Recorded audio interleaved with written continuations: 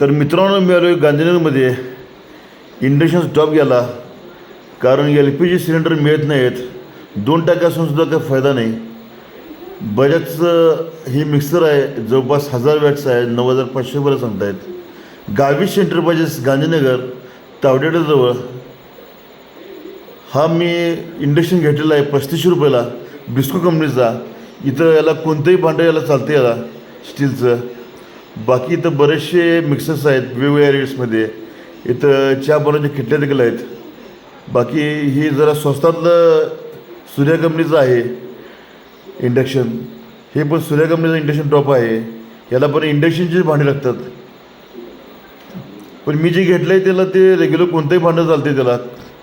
त्याच्यावर आउटला हे धुणं वाळवायचं स्टँड पण आहे.